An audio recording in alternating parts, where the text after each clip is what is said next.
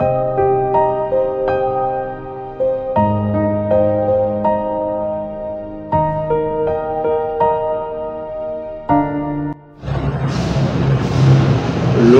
du pape François pour aujourd'hui.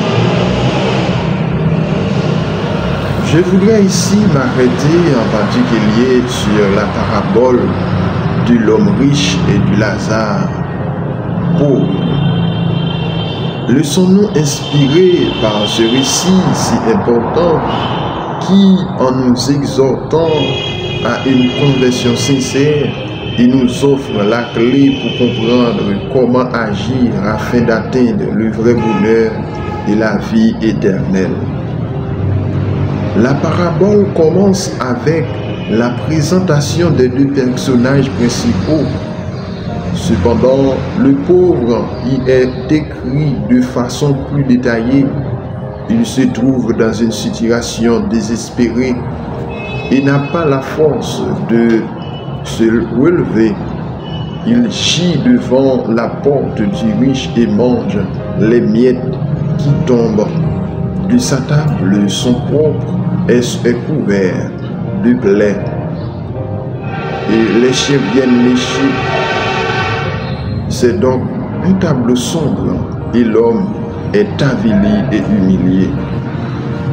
La scène, frères et sœurs bien-aimés, apparaît encore plus dramatique si l'on considère que le pauvre s'appelle Lazare, un nom chargé de promesses qui signifie littéralement Dieu vient en aide. Ainsi, ce personnage ne reste pas anonyme, mais il possède des traits bien précis et il se présente comme un individu avec son histoire personnelle. Bien qu'il soit comme invisible aux yeux du riche, il nous apparaît connu et presque familier. Il devient un visage et comme tel, un don, une richesse inestimable, un être voulu, aimé, dont Dieu se souvient, même si sa condition concrète est celle d'un déchet humain. Lazare nous apprend que l'autre est un don. La relation juste envers les personnes consiste à reconnaître avec gratitude leur valeur. Ainsi, le pauvre devant la porte du riche ne représente pas un obstacle gênant, mais un appel à nous convertir et à changer de vie. La parole de Dieu nous aide à ouvrir les yeux pour accueillir la vie et l'aimer, surtout lorsqu'elle est faible. Mais pour pouvoir le faire, il est nécessaire de prendre au sérieux également ce que nous révèle l'Évangile au sujet de l'homme riche. La parabole cruellement en évidence les contradictions où se trouvent les riches. Ce personnage, contrairement au pauvre Lazare, ne possède pas de nom. Il est seulement qualifié riche. Son opulence se manifeste dans son habillement qui est exagérément luxueux. La peau, en effet, était très précieuse, plus que l'argent ou l'or. C'est pourquoi elle était réservée aux divinités et aux rois. La toile de lin fin contribuait à donner à l'allure des caractères sacrés. Bref, la richesse de cet homme est excessive, d'autant plus qu'elle est exhibée tous les jours de façon habituelle. Il faisait chaque jour brillante chair.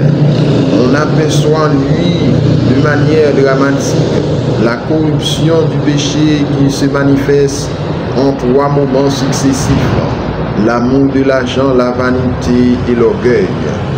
Selon l'apôtre Paul, la racine de tous les maux, c'est l'amour de l'argent. Il est la cause principale de la corruption et la source de la jalousie litiges et soupçons, l'argent peut réussir à nous donner et devenir ainsi une idole tyrannique. Au lieu d'être un instrument à notre service pour réaliser le bien, exercer la solidarité envers les autres, l'argent peut nous rendre esclaves ainsi que le monde entier d'une logique égoïste qui ne laisse aucune place à l'amour et fait obstacle à la paix. La parabole nous montre ensuite que la cupidité rend le riche vaniteux. Sa personnalité se réalise dans les apparences, dans le fait de montrer aux autres ce que lui peut se permettre. Mais l'apparence masque le vide intérieur. Sa vie reste prisonnière de l'extériorité, de la dimension la plus superficielle et éphémère de l'existence. Le niveau le plus bas de cette déchéance morale est l'orgueil. Mais l'homme riche s'habille comme un roi, il singe l'allure d'un dieu, oublié d'être simplement un mortel.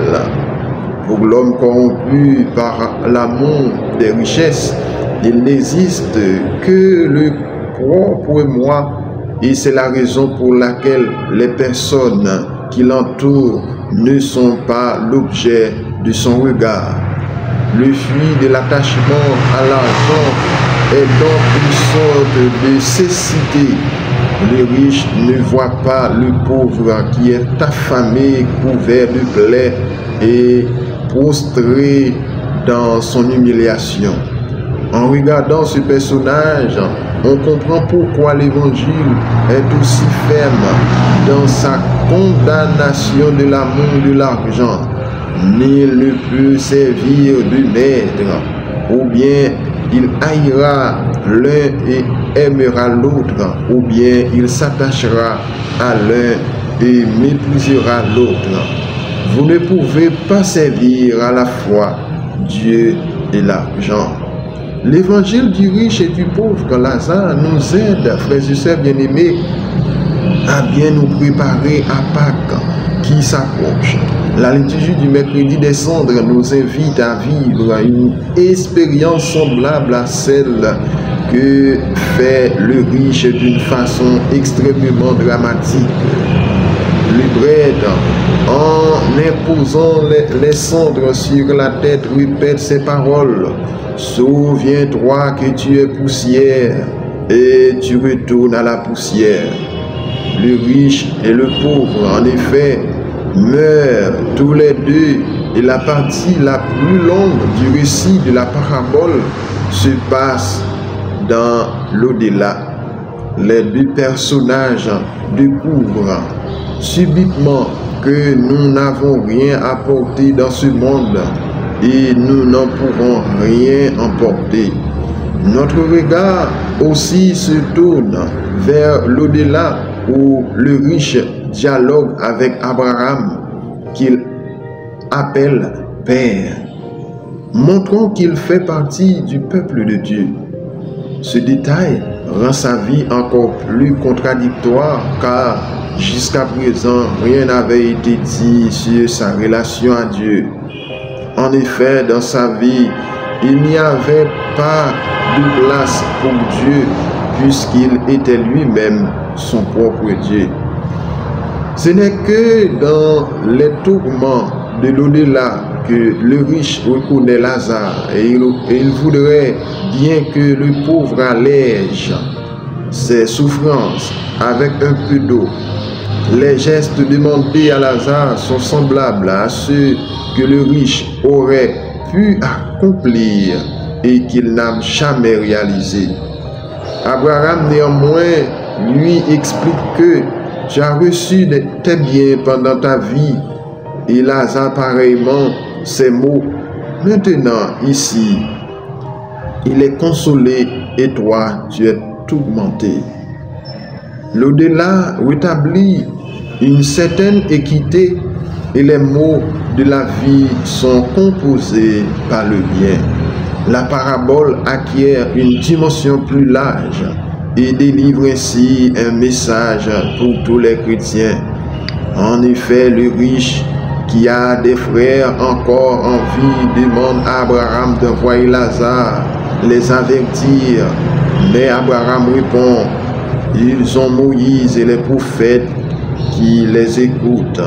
Et devant l'objection formulée par le riche, il ajoute, du moment qu'il n'écoute pas Moïse et les prophètes, même si quelqu'un ressuscite d'entre les morts, ils ne seront pas convaincus. Ainsi se manifeste le vrai problème du riche. La racine de ces maux réside dans le fait de ne pas écouter la parole de Dieu.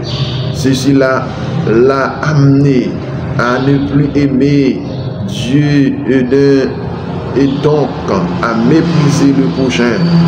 La parabole de Dieu est une force vivante capable de susciter la conversion dans le cœur des hommes et d'orienter à nouveau le personnage envers Dieu. Fermer son cœur au don de Dieu qui nous parle a pour conséquence la fermeture de notre cœur au don des frères. Chers frères et sœurs, le carême est un temps favorable pour nous renouveler dans la rencontre avec le Christ vivant, dans sa parole, dans ses sacrements et dans le prochain.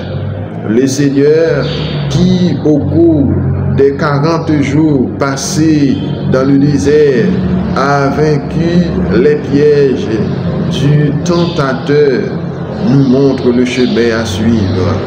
Que l'Esprit Saint nous aide à accomplir un vrai chemin de conversion pour découvrir le don de la parole de Dieu, être purifié du péché qui nous aveugle et servir le Christ présent dans nos frères dans le besoin.